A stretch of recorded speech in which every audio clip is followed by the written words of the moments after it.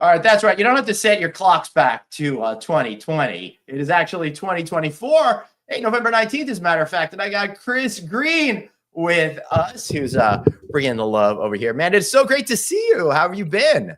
I've been great. It's good to see you again, Glenn. It's good to see you too. I was just making sure my soundboard was doing the right thing because it just felt a little off. Well, it's great to see you. Thanks for joining us. So last time we spoke on air, you were out there claiming you were retiring, and I said I give you a month, and then you'll be figuring something else out. I knew you couldn't sit on the sidelines because you just can't. You've learned too much. You want to share. You want to help others along. How have you been doing over the last 6 months? What's going on by you? What are you thinking about?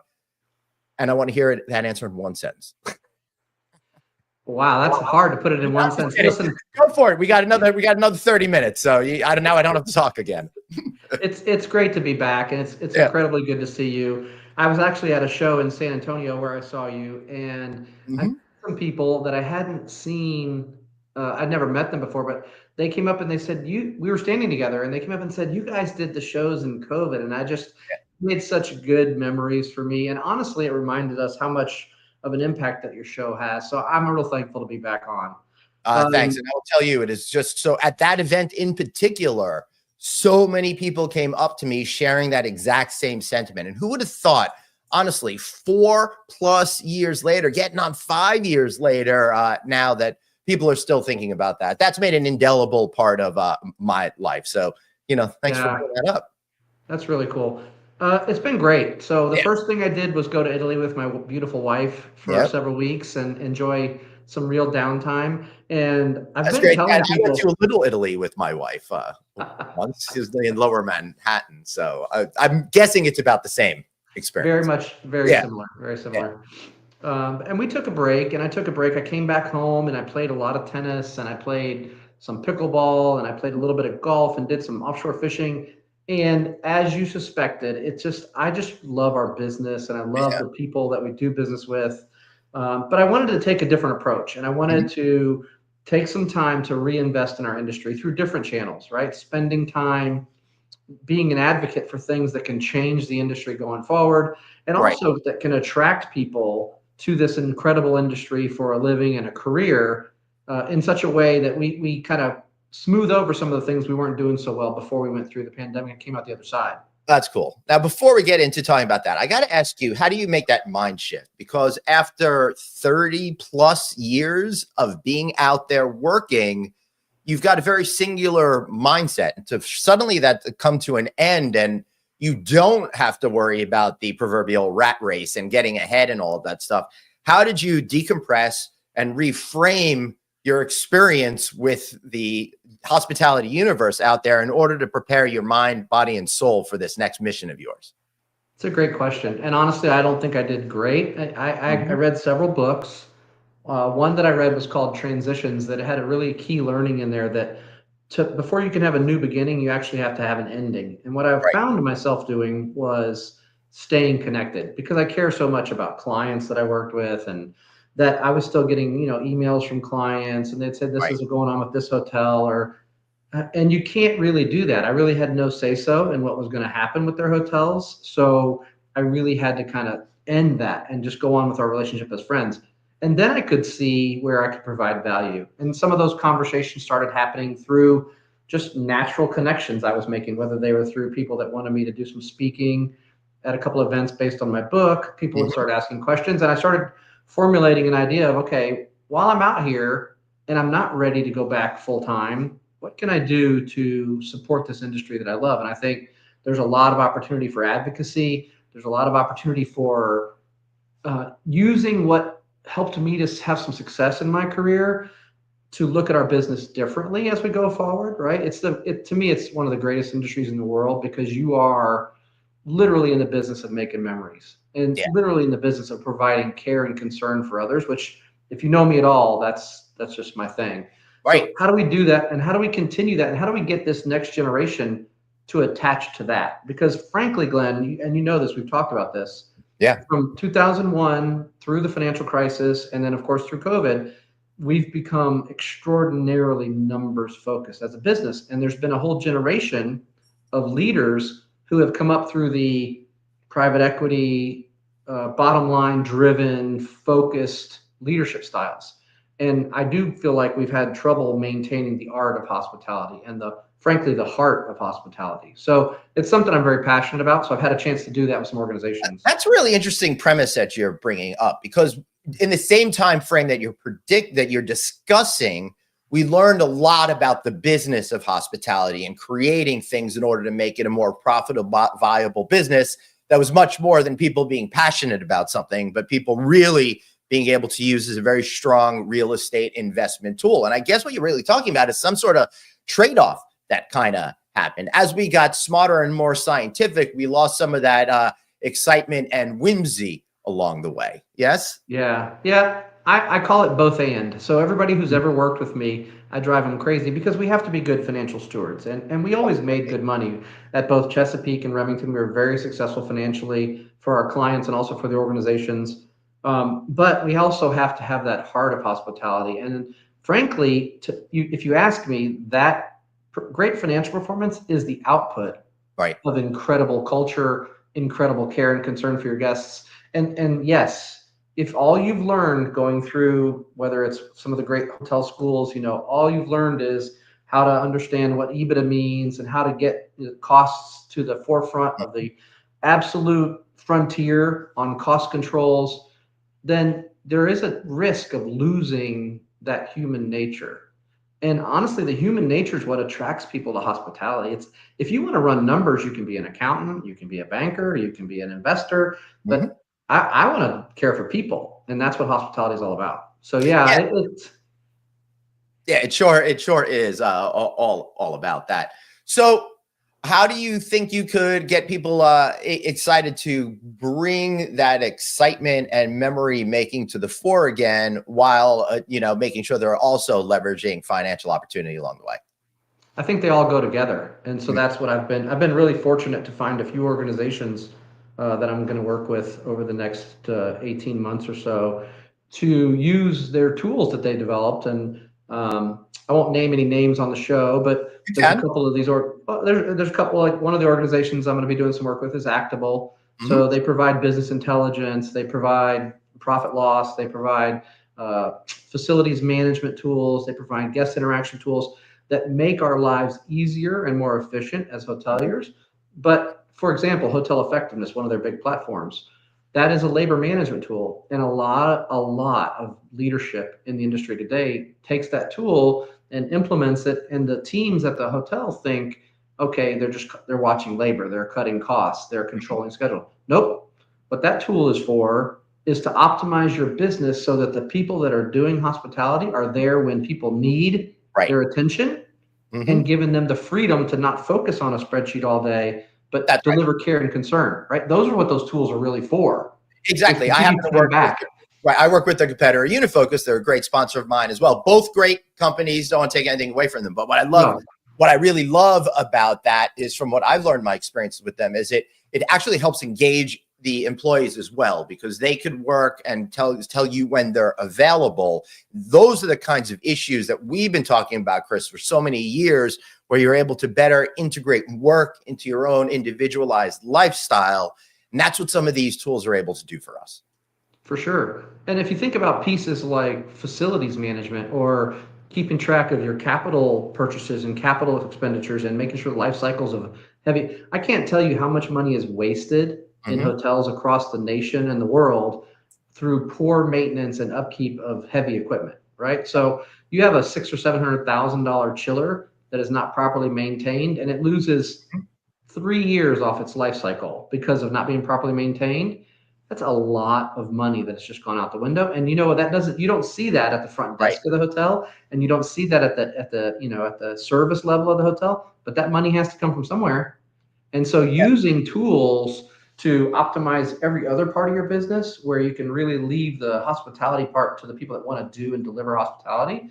I mean, it's the way we have to be, because we're going to still be required to meet the new debt standards and the new financial coverage standards, and things aren't getting any better right now in the interest environment. So those things are not going away. So how do we succeed in this environment and not deliver a sterile boring hospitality experience, which I just can't stand. Right.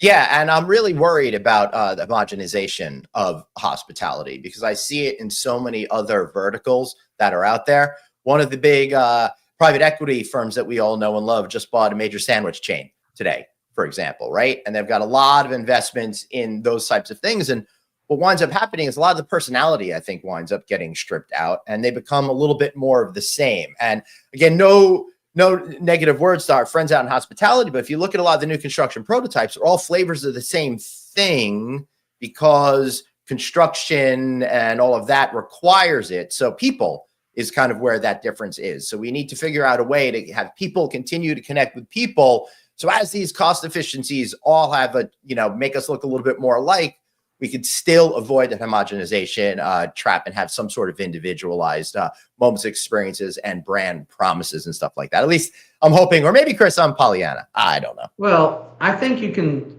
again, I'm going to say it both and. I think that I always talked about building hotels and building a business to last. And let's say that let's just pretend we're talking about an extended stay brand right now. And that brand can do let's just throw a number out of 52% GOP. Okay. And it may be able to do that 52% GOP for a year, 2 years until you start running into maintenance issues or staffing issues, whatever. But what if you did a 50 and you held 2% and did that, invested in staffing? Then you can build that business to do 50 for 15 years instead of doing 52 or 55 for 1 year or 2 years or 3 years. Now, listen, there's a lot of PE groups that they want to do the right thing. I actually have a friend who bought 13 RV parks. He's a PE guy. That's cool. But he's investing in the experience too, not just monetizing everything. And I'm an RVer, and I stayed at one of his parks this past weekend. Incredible experience. I mean, swim up bar and pickleball courts and sweet. It's incredible. But he's doing it right. So it's a both and, not just a win at all costs strategy, right? Yeah. I just feel like, and I know it's both sides of the same coin. I think there's a lot of great operators that go with your philosophy, and I think there are a lot of operators that are going to look for the bottom line. Just for the bottom line solely at the cost of customer and employee experience. So it's really hard to make any generalization. So during this conversation, of course, there's a lot of different blah, blah, blahs going on here. Sure. But I do like that idea of camping over there, Chris. So does Dr. Producer Suzanne. Yes, she does. Suzanne does. Yeah, it's fun. I'm wondering if I'm a little too special for that. No, Jeff is saying, hey, always appreciate listening to your insight, Chris Green. Your vision and passion for the industry is not only motivating, but exciting to listen to. You're working with some foundations too, talk about giving back, because that's always been, as you know, as I've come to know, an important part for you, taking weeks off to go and do camps, working with Kids to the World. What's the name of the Give Kids the World and those sorts of things. And now you're freed up to spend more time following that passion. So how are you thinking about giving back to our community and in other places in your life to make the world a better place? Well, I'm going to give you a great example. I was presented with an opportunity after I retired in April, a guy who runs the Pulte Family Charitable Foundation. So at one time, Pulte Homes was the largest home builder in the U.S. Bill Pulte, the founder, incredibly generous guy, built an incredible business, a man of faith, and who was really committed to being invested in caring for not only his associates, but the communities he did business in. So I got a call out of the blue if I would be able to work with them. They have 3 beautiful, incredible hotels. So we've got the St. John's Resort in Plymouth, Michigan, the Inn at Stonecliff on Mackinac Island that just went through a massive renovation up on Mackinac, and then a Hilton Garden Inn that's on the campus of the University of Wyoming out in Laramie, Wyoming. And this is what's incredible. They give 100% of the profits from those hotels away every year. So not only do their whole mission is to be a force for good in the communities that they're in. So they invest heavily in the staff, in culture, training, benefits, making sure that they're paying a living wage, that they're doing those things right. Okay. Then they invest heavily in their communities, whether it's in Laramie, Wyoming. We've got scholarships for people in culinary or in hospitality there at the college. We also have for special needs. We have special needs workers that come to our hotels. So we invest and we do all that in our communities. We feed the hungry in our communities. So it's not just about, it's using hospitality and the resources that they've accumulated through their foundation to be a force for good in their communities. Now, you want to hear the interesting thing? Yeah. Basically ties into what we were just talking about. All three of the hotels do incredibly well. Does that surprise you? No, it does not surprise me at all. Yeah. So At all. what's the connection there, right? Yeah. That you can do both and should do both, in my Right. opinion. But it takes Go on, keep going. no, it takes a sense of responsibility to what we do.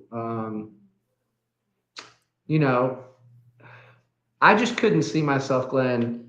And there's been people that have called. You know, obviously, when you retire from a company like Remington, I've got to sit on the sidelines for a little while. Yeah. But there's other companies that have, like in restaurant business, that have called, and I can't see myself in some of these environments where it's very commoditized. Like, this is all we do is come to the door, get the food, go. How much dollars? There's got to be an experience part for me.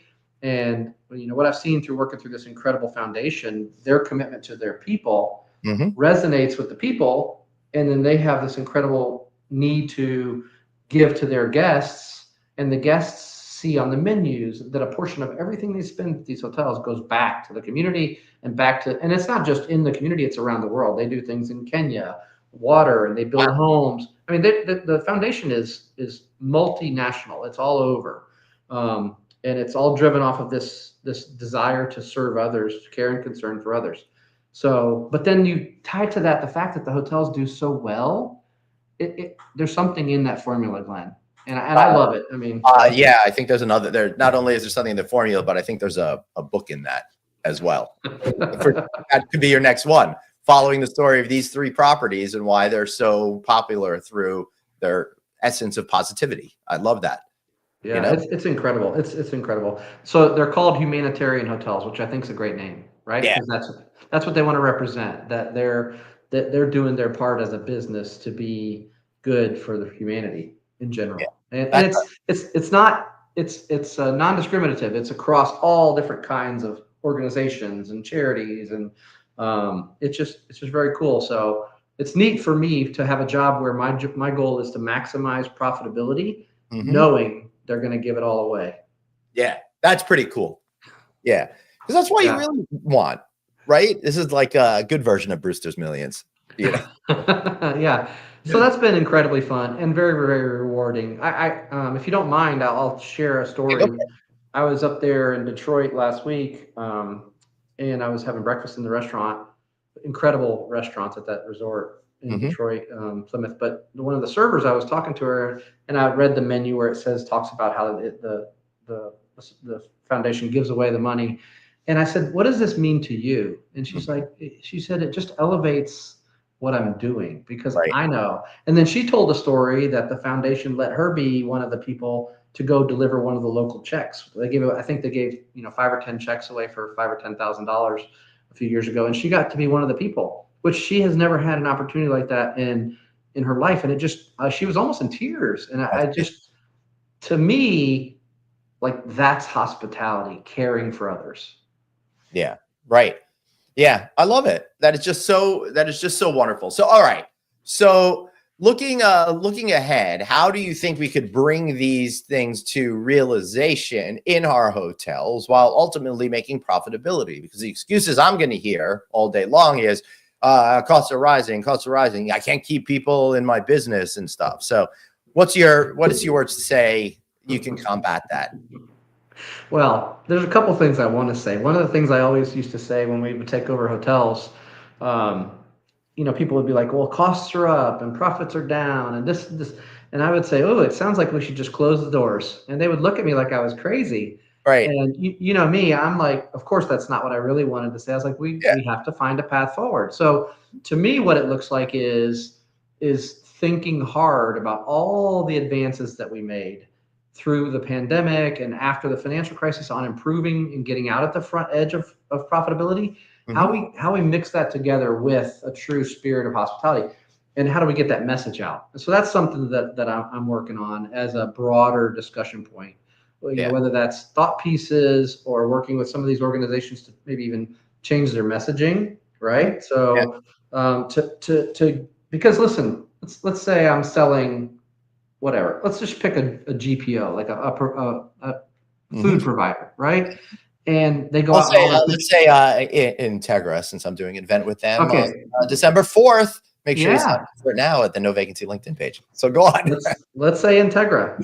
Well, I think it's foolish of Integra, and I don't work with them at all, but it would be foolish of Integra to say the only thing we're selling is cost savings. That's right. Because that's table stakes. I've always said this: if you can't control costs or can't figure out how to manage your costs at your business, you're way behind the curve. That's table stakes. So, but what if Integra thought differently about their business? That by providing whether the product or service or education through the work that they do to grow the hospitality industry, that's what they're selling. And they can show that, people that use their GPO, that use their training programs in culinary, stay at their employer longer and are more satisfied in their jobs. Well, now that's a mission worth doing compared to, hey, we can save you 11 cents on your milk. Great. So can others. Right. So companies like Integra, what they do, and I also work with a great organization called RICO as an advisory board member. They help do things like help you understand how to use your ingredients better, for example, menu understanding. They'll make suggestions. They'll help you find the trends. They'll do alerts to tell you where things are going. So it's a lot, right? So there's a lot of different layers designed to help you be more successful in different ways. And that's the problem. If you're just competing on price alone, then you become a fungible commodity and you could call yourself the car rental business. Yeah.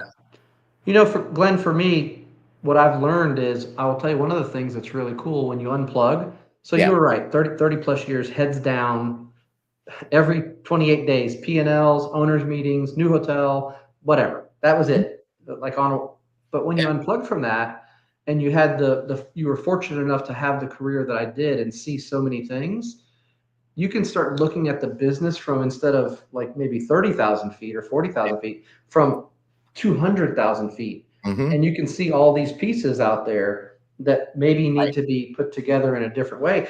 Funny enough, 200,000 feet is the exact distance I have to stay away from people's hotel businesses. So yeah, go on. I didn't know we were going to bring that up on this. Well, the do not talk stuff that I signed finally expired. So gotcha. Yeah, you're absolutely right, Chris. It's funny because I actually had written here the next question I was going to ask you. Now that you've stepped away a little bit, what kind of perspective do you have? And I'm newfound perspective, a little bit different point of view. I think that we take ourselves a little too serious sometimes. And it's hard. It's hard, right? I think that we can just I don't know how else to put it except for the past, basically from the financial crisis. I mean, 9/11, it's a long time ago now. I mean, it's really sad that that's 25 years ago now. But the financial crisis through COVID through now, I feel like we've tried to wring the fun out of the business. And I had to be in it too. I was part of that, right? Because to compete, you've got to stay with the current trend and stay on, and on message. And I'm thankful that we were able to, both at Chesapeake and then with Sloan's leadership at Remington, attack culture the way that we did and keep our integrity high on the culture side, which is not the norm, right? It's always been, who do you step over to get the financial results? But I think we kind of wring the fun out of the business. And so, I think what's next is, with the rejuvenation of people wanting to experience a better work-life balance, to experience more camping and hunting. And we just were never really for that because we're 24/7, 365. We had no way to switch shifts easy. We had no way to think about labor. And we've gotten better, and we need to continue getting better so that we can be the industry of choice, because it's so fun, right? It's just so fun. So right. And that's the great thing. And no matter what it is that you have a passion for in life, you can express that passion in the business of hospitality. And that's incredible. Go back to that accountant that you were talking about earlier. You could be an accountant for a major hotel company. How cool would it be to be an accountant working for one of the major Las Vegas resorts or something like that? Work yourself up to chief financial officer. Incredible. As long as you connect what you're doing, to the outcome. Right. Like they can, in my mind, they can never be disassociated. Right. So somebody that works in IT that all they do is keep the internet running at the hotels may not understand their role. It's our job to empower them and train them on how critical that part of the journey is for the guests that they're serving. They are providing an incredible service to our guests in hospitality by keeping the internet fast. That's it. So one of the things that I'm attempting to do and getting more resistance than I expected from is going into companies where a lot of the support staff have nothing to do with the hospitality industry, but they're in that vertical because they're all working, not understanding how it all comes together. And, have me come in for a few hours in the morning, share the big picture on how it all comes together, all the different players and all of that kind of stuff. And I think little things like that, even if you guys just do it on your own, will, help bring you closer to your goals because they'll understand more of the why behind stuff, right? And they can find that passion. Yeah. One of the other companies I'm working with is in the guest acquisition and kind of the dream phase marketing. This young man has created a tool called Hover, HOVR, that has basically taken digital marketing, in my mind, and moved it in video. And the ability to put video and implant video, live video, user-generated content onto your site and reduce the amount of time, the amount of technical skill, and it's all patented. But I met him 5 years ago and I was looking at his product and or maybe it was 4 years ago, and I said, wow, this could move the chain ahead 5 or 6 steps. So there's people out there doing that stuff. But if you're looking only at that piece, Glenn, and he's only looking at that piece, where I've been able to pull back and look at all these pieces and then I go, ooh, I know how that fits with this. And I know how that fits with this.